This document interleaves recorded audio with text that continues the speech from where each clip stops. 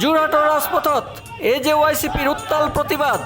কা বাতিলৰ দাবীত কেন্দ্ৰীয় গৃহমন্ত্ৰীৰ প্ৰতিকৃতি আৰু আদেশ পত্ৰৰ প্ৰতিলিপি দাহ কাৰ্যসূচী কেন্দ্ৰীয় গৃহ মন্ত্ৰণালয়ৰ অনুপ্ৰৱেশ আৰু বিদেশী ৰেহাই আদেশ 2025ক কেন্দ্ৰ কৰিয়ে আজি এই উত্তাল ৰাজপথ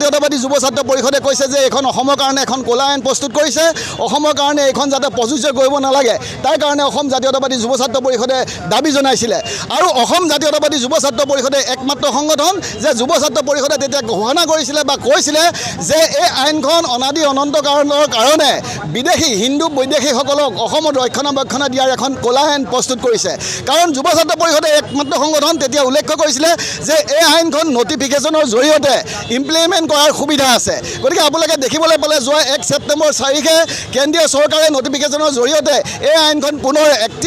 2025ৰ 31 ডিচেম্বৰৰ কাৰণে 2024ৰ 31 ডিচেম্বৰৰ কাৰণে তেওঁলোকে সময়সীমা বান্ধি দিছে গতিকে এই কথা অসম জাতীয়তাবাদী যুৱ ছাত্ৰ পৰিষদে কেতিয়াও সহজভাৱে লোৱা নাই বা মানি নলয় আমি অসম জাতীয়তাবাদী যুৱ ছাত্ৰ পৰিষদে আৰু এটা কথা ক'ব বিচাৰিছোঁ যেতিয়া কা আন্দোলন চলি আছিলে সমগ্ৰ অসমতে তেতিয়া অসমৰ মন্ত্ৰী মুদাগৰ বিধায়কসকলে উল্লেখ কৰিছিলে যে 2014 চনৰ 31 ডিচেম্বৰৰ পাছত যদি কোনোবা অবৈধ বিদেশী আহে তেওঁলোকক যাতে আমি ইয়াত নাগৰিকত্ব নিদিওঁ তাৰ কাৰণে এই আইন প্ৰস্তুত কৰিছে তাৰ পাছত যদি কোনোবা আহে আমি মন্ত্ৰী মুদাগৰে আমাৰ নিজৰ পদবী আমি ত্যাগ কৰিম কিন্তু আজি সেই মন্ত্ৰী মুদাগৰসকলক আমি প্ৰশ্ন কৰিছোঁ যে ইতিমধ্যে নটিফিকেশ্যনৰ জৰিয়তে যোৱা 1 ছেপ্টেম্বৰ তাৰিখে 2024 চনৰ 31 ডিচেম্বৰলৈকে কেন্দ্ৰীয় চৰকাৰে সময়সীমা দিয়াৰ পাছতো আপোনালোকে এই কথাত কেলে আজি পদত্যাগ কৰা নাই বা অসমৰ ৰাইজৰ হকে কেলে মাত মতা নাই গতিকে অসম জাতীয়তাবাদী যুৱ ছাত্ৰ পৰিষদে কা বাতিল কৰিবৰ কাৰণে দাবী জনাই আহিছে তাৰ অংশ হিচাপে আজি যোৰহাট জিলা সমিতিয়েও বৰুৱা চাৰিআলিত আমি প্ৰতিবাদী কাৰ্যসূচী ৰূপায়ণ কৰি কেন্দ্ৰীয় মন্ত্ৰী গৃহমন্ত্ৰী আমি অমিত শ্বাহৰ প্ৰতিকৃতি দাহ কৰি প্ৰতিবাদ সাব্যস্ত কৰিছোঁ বাকী মানুহক আশ্বস্ত কৰিছিলে যে ইয়াৰ পিছত আৰু বিদেশী অসমলৈ নাহে সেই তেওঁলোকে নিজে আশ্বস্ত কৰা বিষয়টোকে আচলতে আজিৰ তাৰিখত ভুল বুলি প্ৰমাণিত কৰি অনন্তকাললৈ বিদেশী অসমলৈ অহাৰ যি ৰাস্তা খুলি দিলে তাৰ বিৰুদ্ধে আজি অসম জাতীয়তাবাদী যুৱ ছাত্ৰ পৰিষদে এই আদেশ আমি দাহ কৰি প্ৰতিবাদ সাব্যস্ত কৰিছোঁ লগতে আমি কেন্দ্ৰীয় গৃহমন্ত্ৰী ডাঙৰীয়াৰ প্ৰতিকৃতি দাহ কৰি আচলতে আমাৰ অসমবাসী ৰাইজৰ ক্ষোভৰ প্ৰমাণ দিব বিচাৰিছোঁ যে ইতিমধ্যে অসমবাসীয়ে অসম চুক্তিৰ জৰিয়তে 20 বছৰৰ বিদেশীৰ বোজা ল'লে ইয়াৰ পিছত এজনো বিদেশী লাগিলে হিন্দুৱে হওক মুছলমানেই হওক বা আন ধৰ্মাৱলম্বীয়ে নহওক লাগিলে কোনো বিদেশীৰ বোজা ল'বলৈ অসমবাসী প্ৰস্তুত নহয় কিন্তু তাৰ পিছতো কিন্তু চৰকাৰে যে এনেধৰণে আচলতে অসমবাসীৰ ওপৰত বাৰে বাৰে বিদেশীৰ বোজা জাপি দিবলৈ চেষ্টা কৰিছে তাক আমি কঠোৰ ভাষাৰে সমালোচনা কৰিছোঁ আৰু এই মুহূৰ্তত আমি এটা কথা অনুভৱ কৰিছোঁ যে চৰকাৰী যন্ত্ৰটোৱে বাৰু তেওঁলোকৰ গাদী বচাবৰ কাৰণে এই কামবিলাকত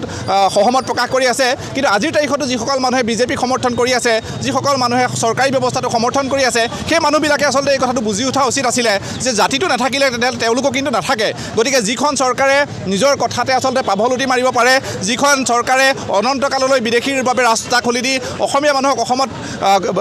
ভৱিষ্যতে সংখ্যালঘুত পৰিণত কৰাৰ এটা ষড়যন্ত্ৰ কৰিব পাৰে সেইখন চৰকাৰৰ লগত সেইখিনি মানুহৰ লগত থকাতকৈ তেওঁলোকে আচলতে ইয়াৰ বিৰুদ্ধে বিদ্ৰোহ কৰিব লাগে আৰু ভাবিছোঁ যে জনসাধাৰণ ৰাজপথলৈ ওলাই আহিব লাগে গতিকে আমি আজি এই কাৰ্যসূচীৰ জৰিয়তে সমগ্ৰ অসমবাসীলৈ এই আহ্বান জনাইছোঁ 14 চনৰ 31 ডিচেম্বৰলৈকে যি আবেদন পত্ৰ আছিলে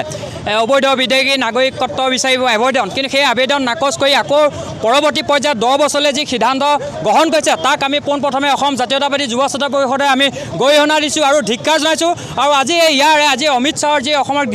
ভাৰতবৰ্ষৰ গৃহমন্ত্ৰী আমি পুত্তলিকা দাহ কৰিছোঁ দাহ কৰা কাৰ্যসূচীৰ পৰা আমি অসম চৰকাৰ আৰু ভাৰত চৰকাৰক আমি ইয়াৰ পৰা দাবী জনাইছোঁ যদি অনতি পলমে যদি অসমৰ পৰা যদি এই আইনখন যদি বাতিল নকৰে আৰু এনে হঠকাৰী সিদ্ধান্ত যদি অসমীয়াৰ স্বাৰ্থত যদি সদায় গৃহীত গৈ থাকে কিন্তু অনাগত দিনত অসম জাতীয়তাবাদী যুৱ ছাত্ৰ পৰিষদে কিন্তু ৰাইজৰ সহযোগত গণতান্ত্ৰিকভাৱে কিন্তু আন্দোলন ইয়াতকৈ ভয়ংকৰ কৰি তুলিব। ব্যুৰ ৰিপৰ্ট মায়া নিউজ।